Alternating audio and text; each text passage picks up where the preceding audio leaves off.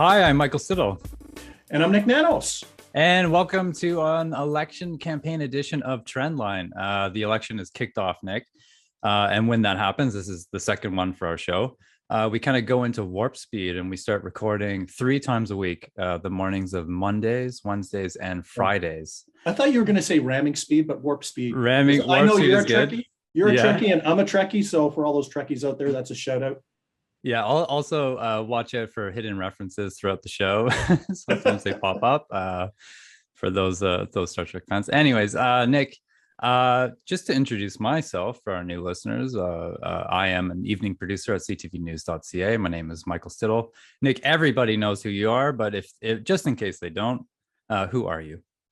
So my name is Nick Nanos. I'm the chief data scientist at Nanos Research. I'm also the official pollster. Not a pollsterer, the official pollster for CTV News and the Globe and Mail.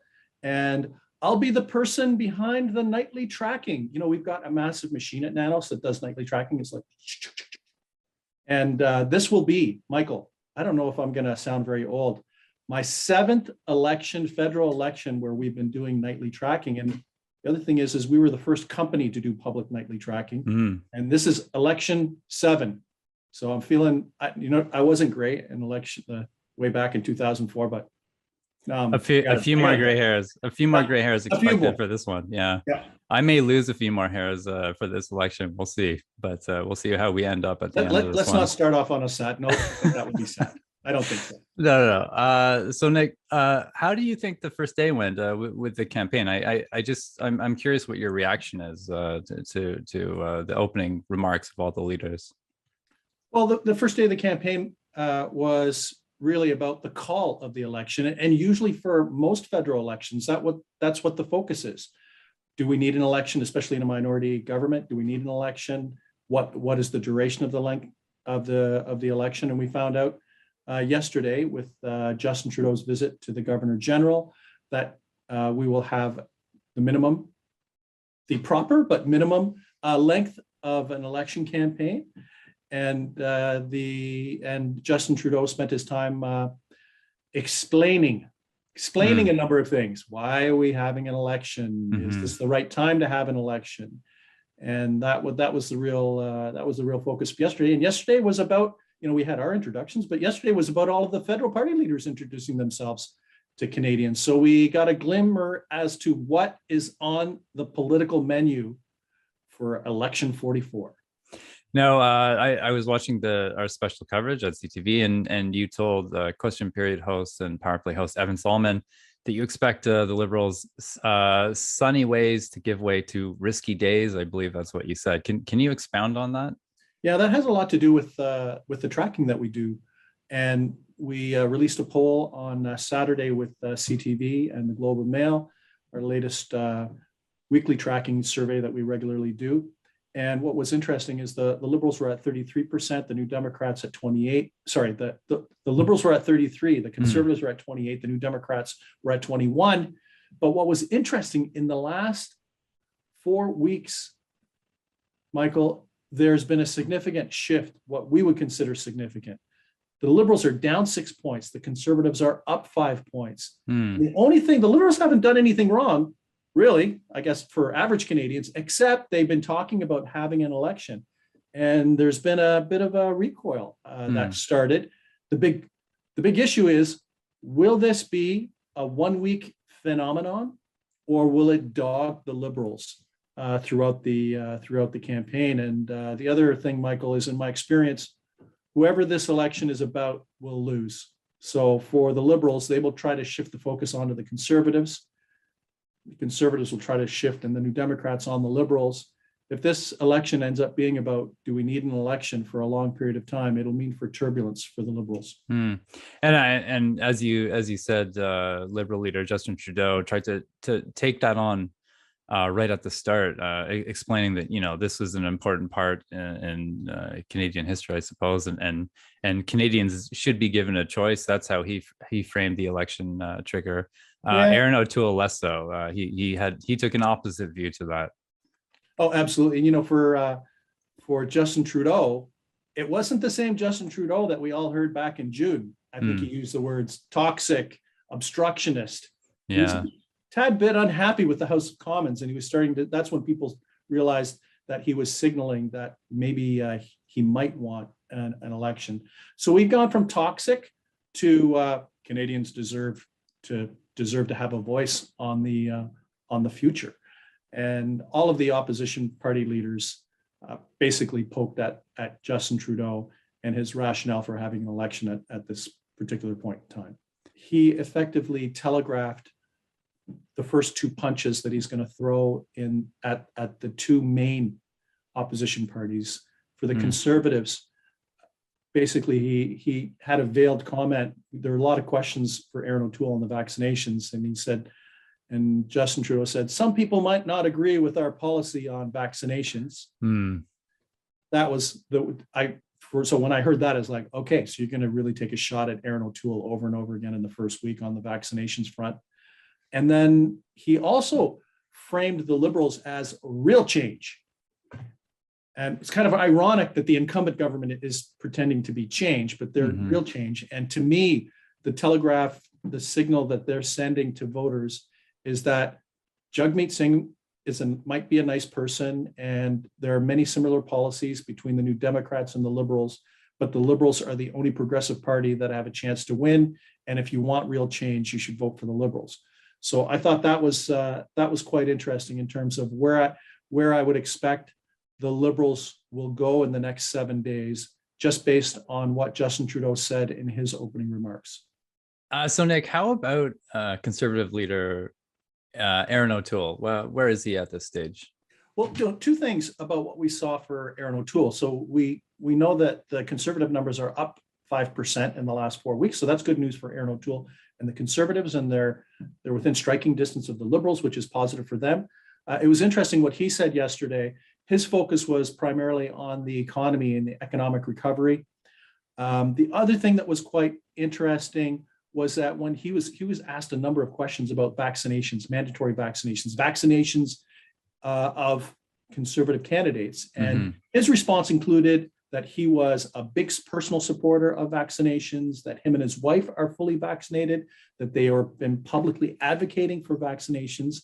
But it was interesting. He used the words, I think it was, they're going to educate, but not force. Right. Yeah.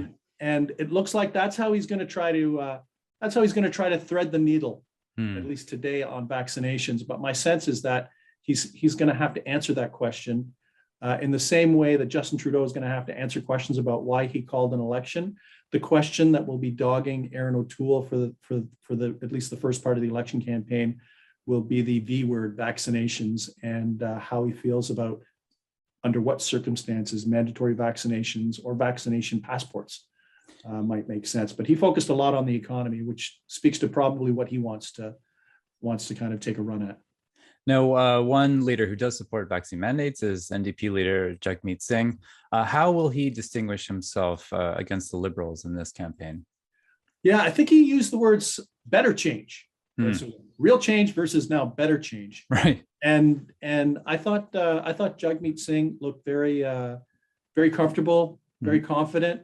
And his polling numbers his personal polling numbers have been pretty solid. He's very likable. And you know what? Many of the NDP leaders are very likable, including former NDP leaders like Tom Mulcair and Jack Layton. I put Ed Broadbent in that category, and so forth and so on. So he did a good job yesterday, and his focus was the rich, actually the super rich, and that the New Democrats, if they were to form a government, would be going after the super rich. And he also took Justin Trudeau and the Liberals to task for not delivering on a lot of their big promises. And Jagmeet Singh used issues like there's a crisis in the environment and a crisis in homelessness. Interestingly enough, in one of the key battlegrounds for the New Democrats, British Columbia, has the wildfires and also very expensive housing prices and renting prices in BC. So looks like his messages suggested to me that he's going to be focusing on BC as a base, and then to use that as a foundation to wage his campaign nationally to kind of build momentum. Now, if Trudeau wants a majority government, he likely needs a strong showing in Quebec. So he'll face off, obviously, against Bloc Québécois leader Yves Blanchet. How is Blanchet doing? Well, the block numbers have improved in the last 4 weeks, and we talked about 4 weeks ago the path to victory for the Liberals, the path to majority victory for the Liberals was through Quebec. There are about 10 block ridings that were too close to call, that were two-way races to the block. In the last 4 weeks, of those 10 block ridings, 8 of them have gone back into the block column with the latest Nanos tracking. And I thought Yves Blanchet did a pretty good job. He was very clinical, and he's got the easiest job in town. He doesn't have to have a national campaign. No one expects for him to form a government. He doesn't really need a platform. He just needs to say, hello, my name is Yves Blanchet. I lead the Bloc Québécois, and that's all I'm here is to advocate for Quebec and to advance Quebec interests. So I thought he had a good launch too, and his kind of little pointed jab at Justin Trudeau had to do with the vaccinations, where how can you say it's okay to have an election and on the same day or within days before that declare that all federal government employees had to have mandatory vaccination. So he gave a little bit of a jab to Trudeau on that one. Now we've got a new leader on the scene, relatively new, I suppose, Green Party leader Annamie Paul. She's had a lot of internal division within the party. She's coming out now in her first federal election campaign.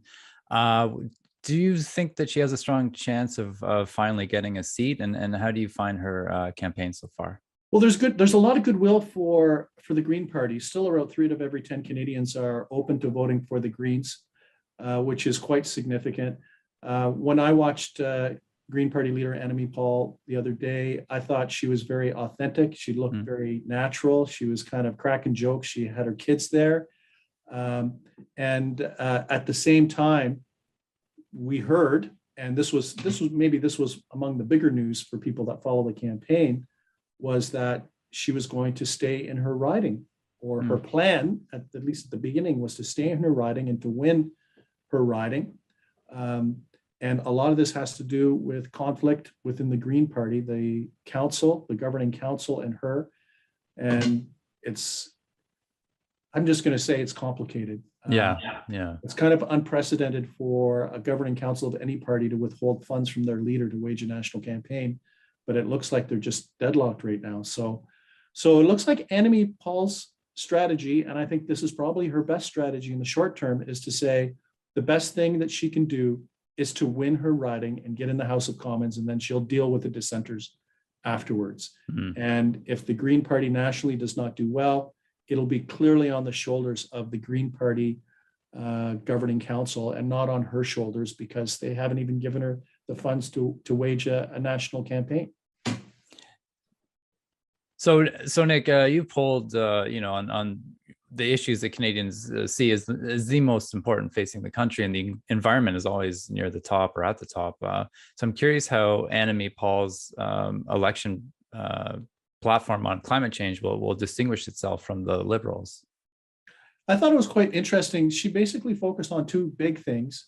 First of all, green recovery, right? Green, for the economy, and also social justice. And when I heard that, it was very reminiscent of what I hear from the Green Party movement internationally, especially in Germany and France. And in Germany, the Greens are a force to be reckoned with. They're very competitive with the Christian Democrats in terms of challenging them. They're going to have a very credible individual who is going to be challenging to be chancellor to replace Angela Merkel. And I thought this was kind of it was a very international Green message that she had in terms of social justice and a green recovery. And I think that was quite interesting. I think that'll be appealing to a lot of Canadians who are tuned into the environment, and even Canadians who just see that a green economy is part of our future. So I think there's potential there if Annamie Paul can cut through the clutter to get her message out and doesn't get sidelined by both the New Democrats and the Liberals, because those 2 parties are also strong on the environmental front. Finally, Nick, last election we had the People's Party with Maxime Bernier. Are they still a presence in this campaign? Do you hear crickets? Sorry, are there crickets playing? Just- I don't know. I didn't see Maxime Bernier yesterday, so can't really comment. So in our polling, they're at 1%. They've been between 1% and 4% in our nightly tracking. So nothing to say. It could be like one of those, where's Waldo? Where's Maxime Bernier? So maybe we'll find out this week. It'll be interesting to see what plans they might have, if any, during the election. Now, in our previous episode, Nick, you mentioned mail-in ballots, that you're expecting a huge amount of mail-in ballots because this is during a pandemic, and I just want to go over that again, especially for new listeners joining us for this election campaign. I mean, how again will that really impact this election? Well, back in the last federal election, according to Elections Canada, about 55,000 individuals voted by mail. Now the chief electoral officer said, brace yourself, up to 5 million Canadians could vote by mail. The other important thing that we heard, other two important things that we heard from the chief electoral officer over the last number of days, is that they will not be counted by mail. They will be counted by machine, by hand, I guess. Going through that stuff. Anyways, counted by hand. Wow. Which means that there won't be any machine problems. And the other thing that he mentioned is we may have to wait. I don't know, Michael, we might need to have extra podcasts. I know we're going to go to warp speed to the end, but it'd be like, we can't finish today because they might still be counting on the Tuesday and Wednesday after the election. So we may very well have one election result on election day, the traditional result that we have based mostly on people that vote in person.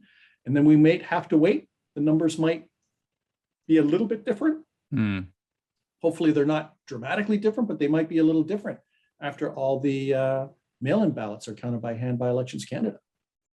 Well, let's pace ourselves. It's going to be a really exciting election campaign ahead. We've got plenty more Trendline episodes to come. Nick, where can people find you? You can reach me on Twitter at Nick, N-I-K Nanos, or if you're looking for stats, you can go to the CTV News website, CTVNews.ca, to get our tracking once that's there. Very important. Or you could also go to the Nanos website at www.nanos.co. Nick, thank you very much for plugging our website. That's great. Yes, please, and all for the daily election coverage news. Also, please come to CTVNews.ca.